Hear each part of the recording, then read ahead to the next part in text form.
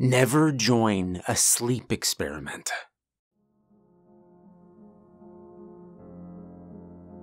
Life was never easy for me. I made some mistakes, but no one deserves what I went through. Before all this mess with the sleep experiment, I was just another guy. I dropped out of high school after my parents died in a car accident. Things spiraled down from there. I had nothing. No family to take me in, and no money to keep me staying at the house I've lived in my whole life. I fell in with the wrong crowd. We were all trying to scrape by doing odd jobs. We'd do anything for a bit of cash. So when the guys suggested breaking into this rich dude's place, I didn't think twice. We wouldn't take anything the guy would miss, they said. And so I went along with it. Bad call. We got caught. The security system went off and all my friends just bolted. No one even bothered to look back to make sure I made it out of the house. So I was left holding the bag all by myself. I got the book thrown at me to set an example. The judge gave me the heaviest sentence he could. I was looking at spending years of my life in prison. And that's when the feds offered me a deal. They're running a sleep experiment, you see. And they need unique case studies. I didn't really have a choice. But they made it out like I was lucky to be chosen for this. They needed people who had a history of sleep disorders, like me. See, ever since I was a little kid, I've had this problem. Most kids are afraid of the dark or what's under their bed.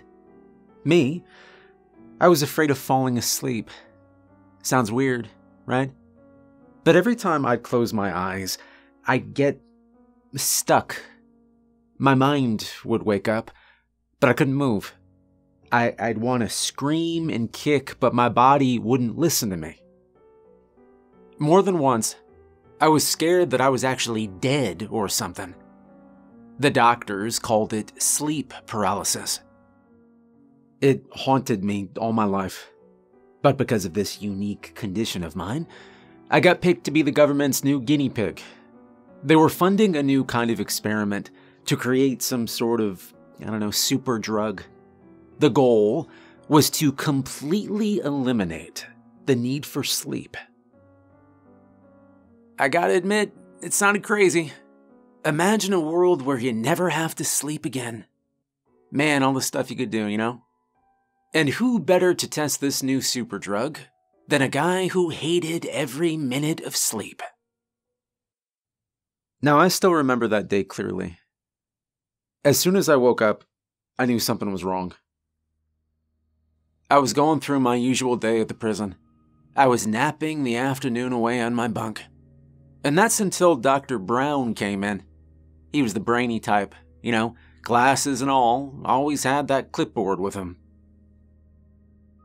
"Hello, Ted, I'm Dr. Brown. I've got something that might interest you," he said. Honestly, nothing in prison ever interests you except getting the hell out. But I let him talk.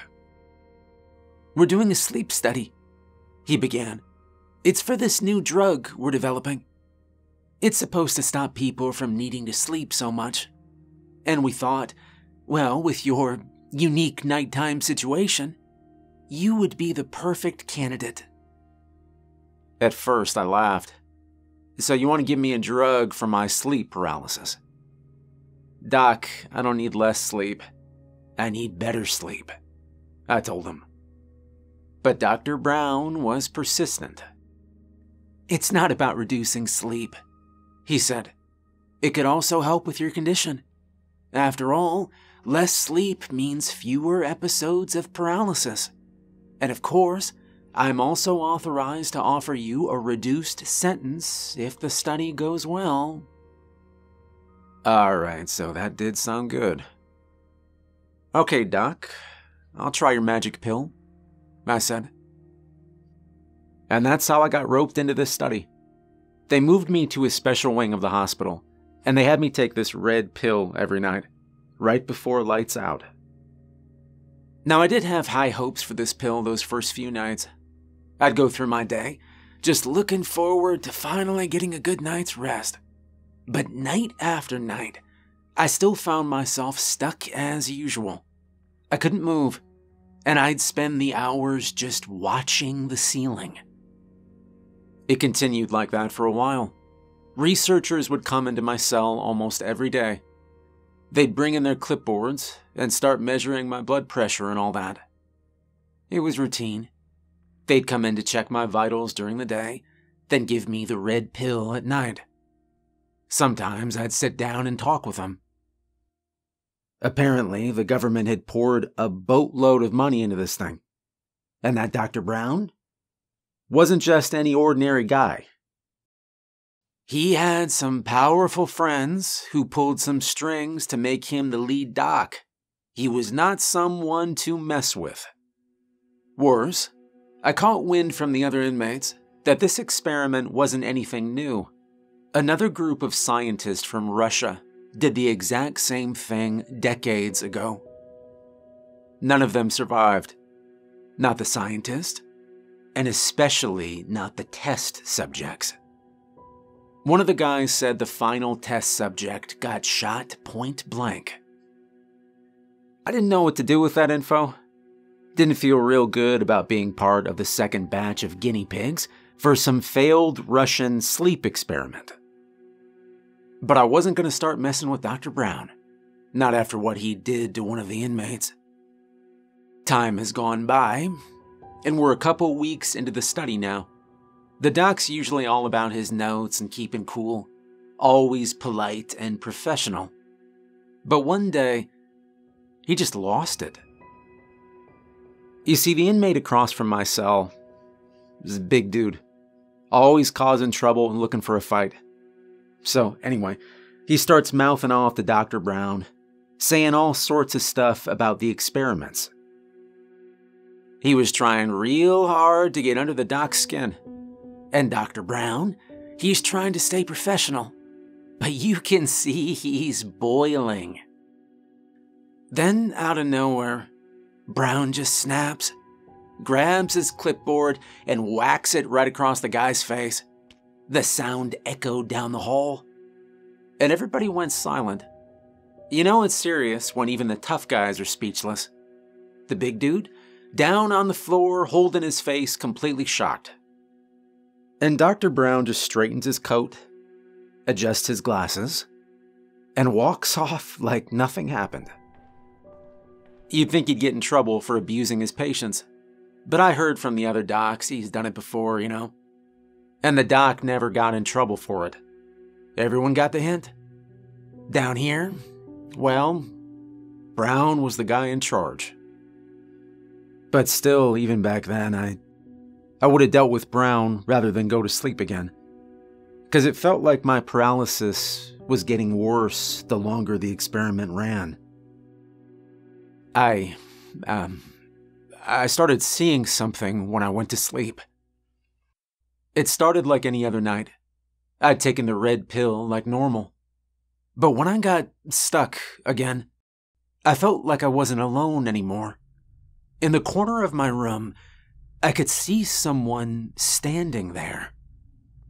Even from the corner of my vision, I could see just how tall he was. He was really tall and skinny. He looked like he was wearing an old suit. In his hand was a single flickering candle. And then slowly, he brought the candle up to his face. If I could have, I would have gagged at the sight of it. His eyes were sunken pits of nothing. His mouth had too many teeth. But it was his skin that was the worst. It looked like his skin was made of candle wax. It melted in the heat, and it started dripping globs onto the floor.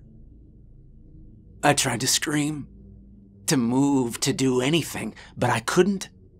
It was just me and him, stuck in a tiny, dark cell. I named him Candleface after that night. I thought it fit. After that episode, waking up never felt so good. I looked sick, and I felt like it too. I couldn't just keep this to myself. I had to tell someone. And Dr. Brown? Well, he was supposed to be in charge of making sure we were all right. So I went to him, and I told him about Candleface. I explained how this had never happened before. Dr. Brown listened, nodding along as I described the figure, the candle, his face, everything. I was hoping for some kind of answer, but when I finished, he just gave me this look that said he'd heard it all before.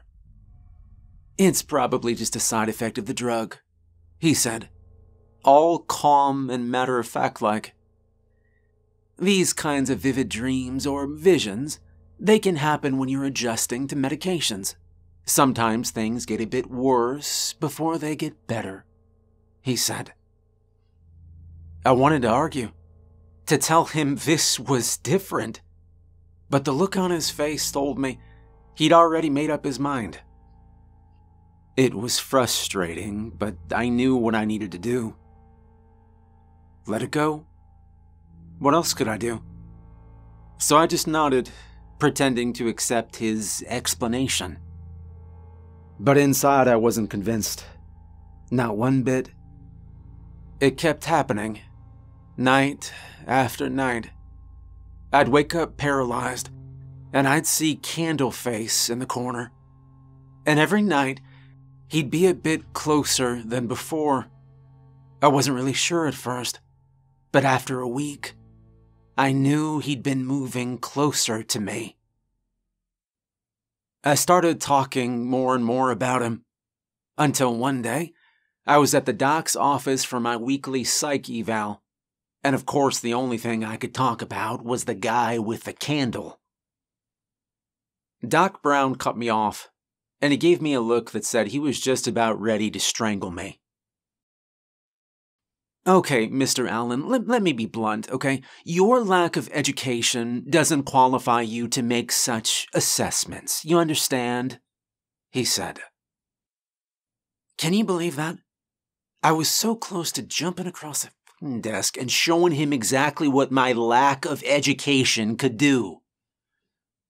But right then there's a knock. One of his lab coats comes in talking about some emergency. Everything is proceeding as expected, Mr. Allen. Your cooperation is appreciated, but your concerns are unfounded, Doc Brown said, before rushing me out of his office. And things didn't get better after that. Every time I closed my eyes, hoping for just a little rest, Candleface was there, and every night, he got closer. The first time he appeared right next to my bed, I woke up screaming. I could almost feel the heat from his candle and see the melted wax of his face. I was a grown man, and here I was freaking out about a guy I saw in my dreams. Dr. Brown and the others didn't know what to tell me. I could tell they were getting frustrated because the drug wasn't working like they'd hoped. Instead of sleeping less, I was too scared to sleep at all. I would hear them talk about me sometimes. They'd talk about other research participants they could use. Like we were pigs at the market. They couldn't fail, they said. Not like the first experiment. So you know what they did? They upped the dose. More of the drug, like that was going to fix everything. I tried to tell them it wasn't about the amount. That something was clearly wrong, really wrong with that pill. But it was like talking to a brick wall. They had their plan, and they were sticking to it.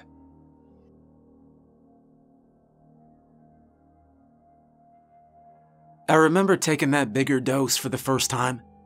I felt like I was about to have a heart attack from the stress. It wasn't just the fear of seeing Candleface again, though that was bad enough. It was this feeling, deep down, that we were messing with something we didn't understand. Something dangerous. But again, I knew I didn't have a choice. They told me I'd get a reduced sentence. But until that happened, I was stuck here. I spent my days focused on my prison chores, and they were never ending. Sweep this, scrub that, like it'd make any difference in this dump. And those guards, man, they love to watch us squirm. Like they got a kick out of seeing how much they could push before we'd break. So one day, I'm mopping the floor like usual. I was feeling awful, though, after the docs increased my dose. I was moving really slow. Each push of the mop felt like dragging lead. And that's when 2 guards come over. They had these big grins on their faces and they smelled drunk. I tried to ignore them. I kept my head down and focused on the task. But one of them kicked the bucket over, spilling dirty water on the floor. They both had a nice laugh at that one. And, something in me snapped. I was tired, I was angry, and most of all, I was scared. But not of these 2 idiots. And before I could even stop myself, I looked them in the eye and said, "Why don't you guys piss off?" Yeah, that was a big mistake. The first guard doesn't even say a word. He just swings. His fist connects with my eye, and a sharp bolt of pain goes through me. Next thing I know, I'm eating floor. There was a moment right then when I wanted to fight back. But the drug made me feel like wet paper. Every time Dr. Brown upped that dose, things got worse for me. They kept hoping it would fix whatever was wrong with me, that I'd finally stop with these sleep paralysis episodes. They kept looking at their charts and numbers, and they'd be confused because I wasn't fitting into their neat little boxes. My sleep paralysis wasn't just bad now. It was ruining my daily life. Every time I closed my eyes, Candleface was there, getting closer and closer, until it felt like he could reach out and burn me with a damn candle.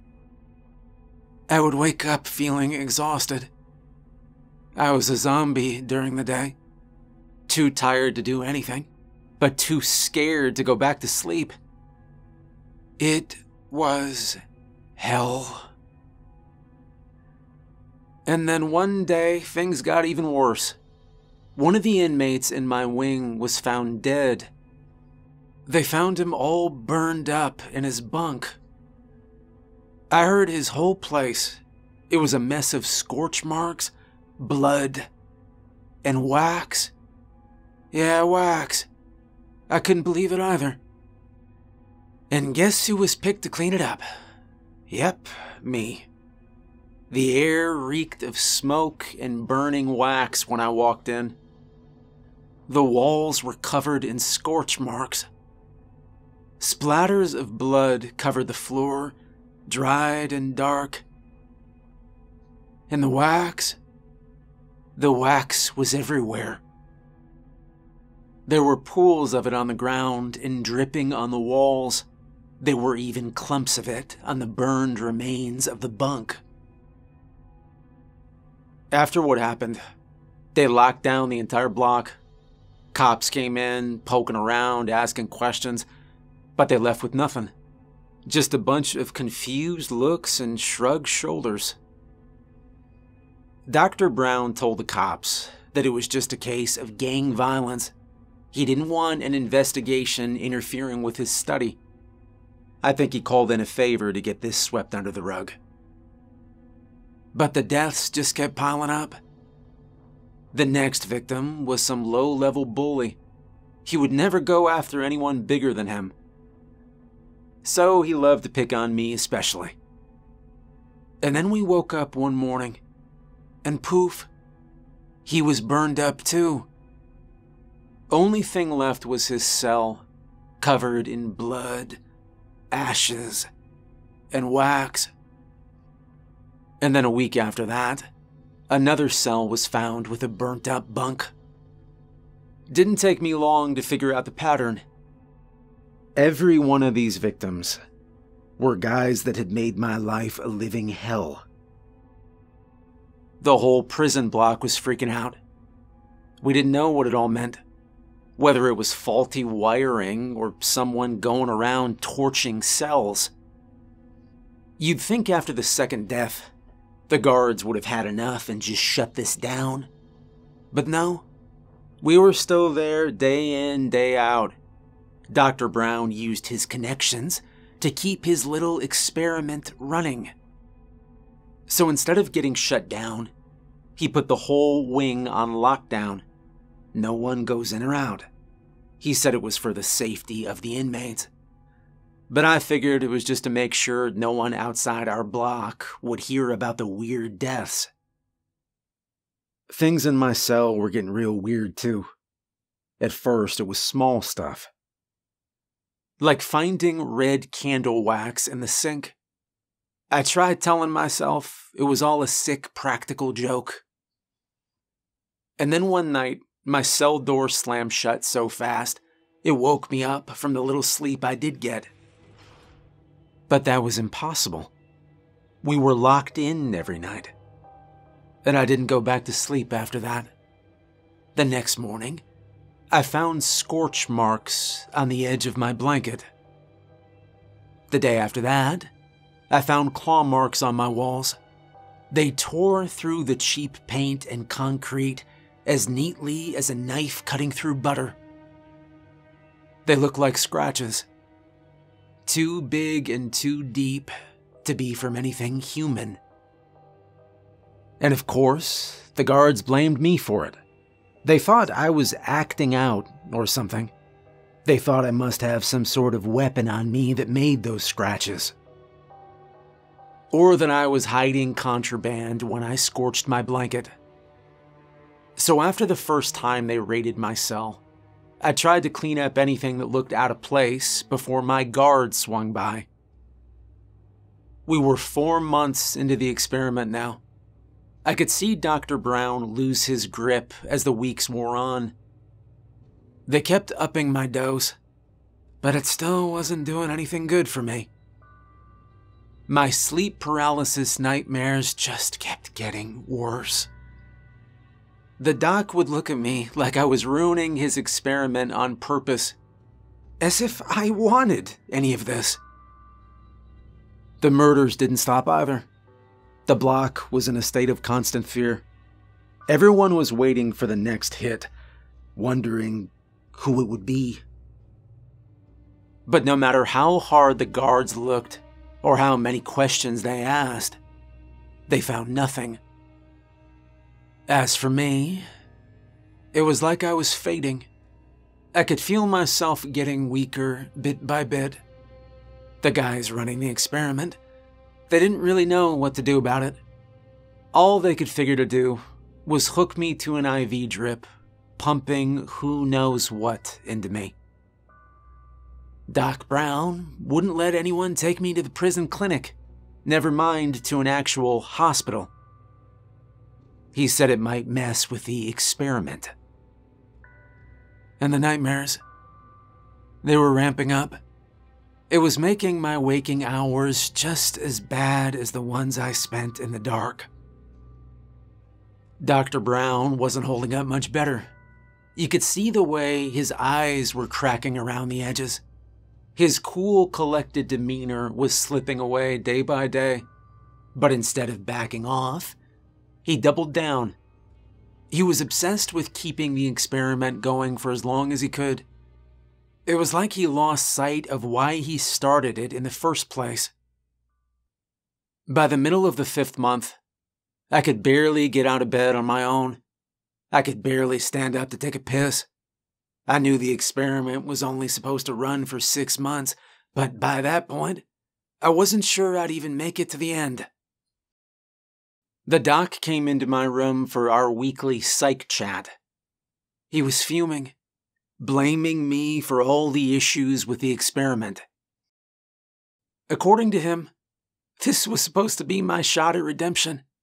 But there I was, screwing it all up. His words, not mine. And then he pulled out the biggest syringe I have ever seen. "We're gonna make this work, Ted. Whether you're on board or not," he said. And before I could even think of a comeback, he jammed the thing into my arm and plunged down. Everything after that's a blur. I remember a cold rush flowing through my veins. The room started spinning. And that's it. Lights out. I blacked out completely.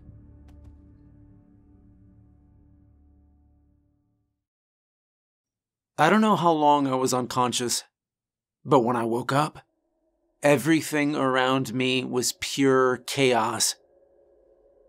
I heard shouting and banging outside my cell. It sounded like the world was ending. I heard inmates yelling and running, trying to get out of the block. Gunfire would start up, only to be cut off by a terrified scream. It was obvious that whatever was happening out there, people were getting slaughtered. And then, out of nowhere, Dr. Brown burst into my cell. He looked even more unhinged than usual. He started shaking me, trying to get me to wake up. But you see, after what he gave me, I couldn't move.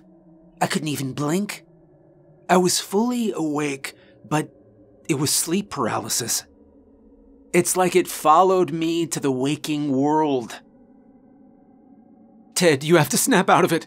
You must face this monster," he said. But I couldn't do anything. I was stuck in my body. I could just listen to the chaos outside. All I could do was stare into Doc Brown's wild, desperate eyes. And as he shook me by the shoulders, I saw Candleface come into my cell. The entire room went dark, like we'd been swallowed up by a black hole. The only light I could see was from the candle he was holding. I don't know how, but I could feel its warmth all the way from my bunk. Thick red wax dripped down from his fist and spattered the floor.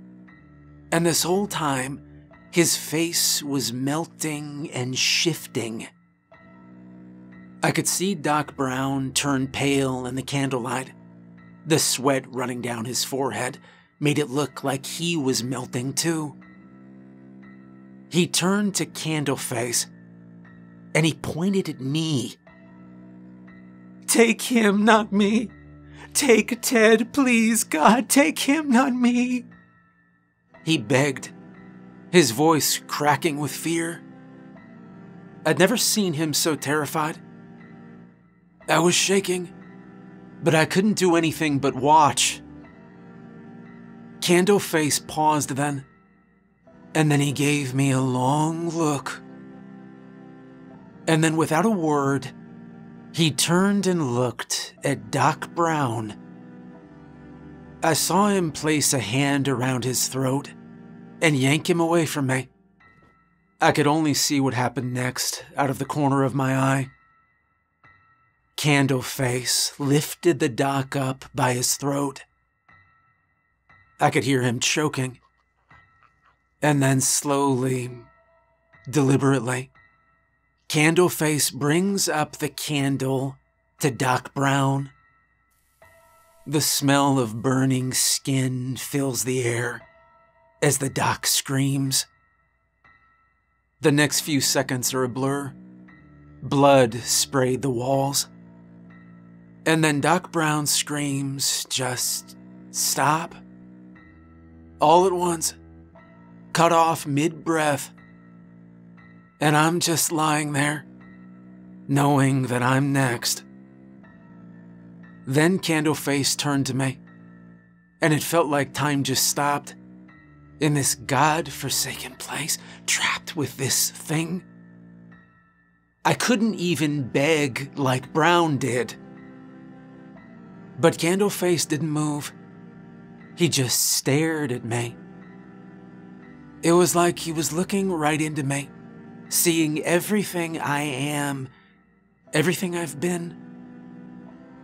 And for a moment, I swear, it felt like he was really thinking, really considering whether I was next.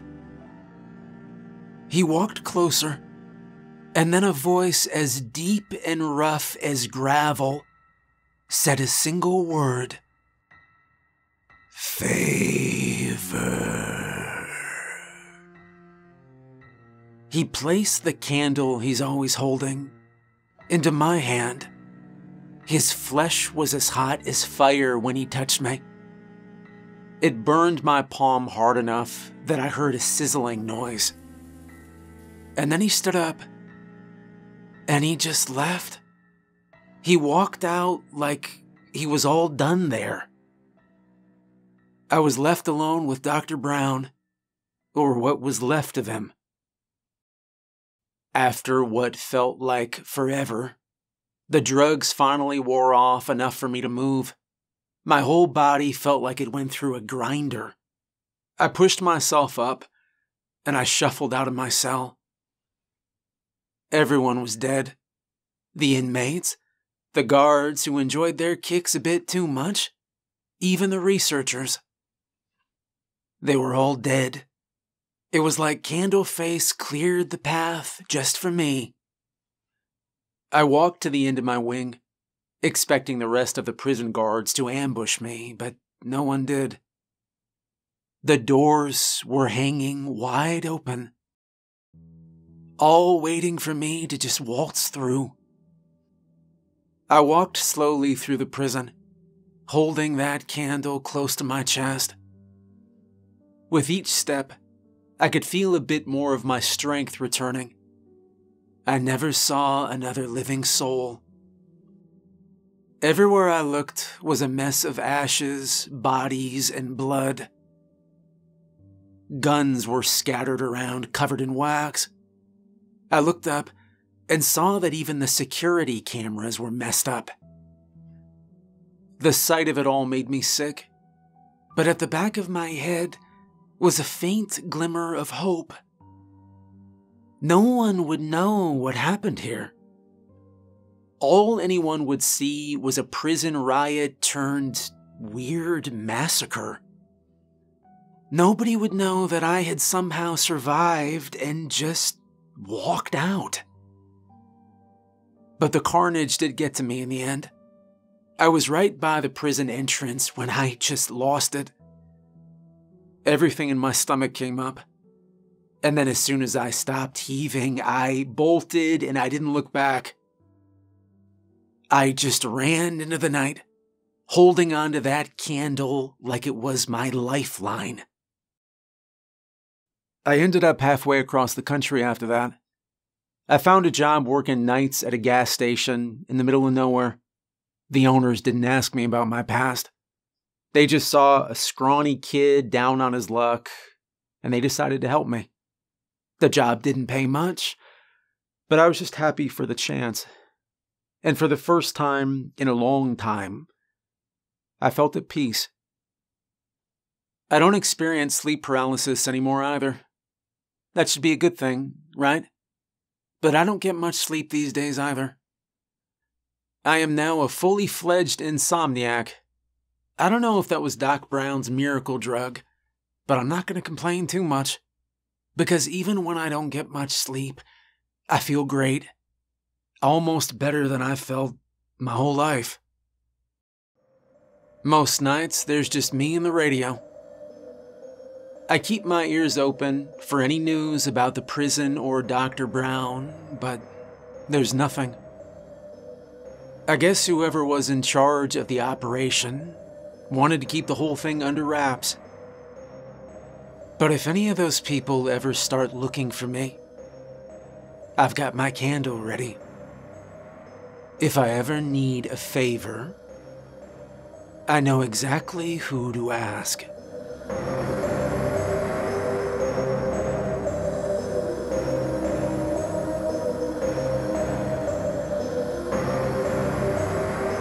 Hey, I hope you enjoyed the video. Special thanks to all my patrons. If you'd like to become a supporter and get the audiobook early access version of upcoming stories, there's a link to my Patreon below. Thanks for watching, and have a good night.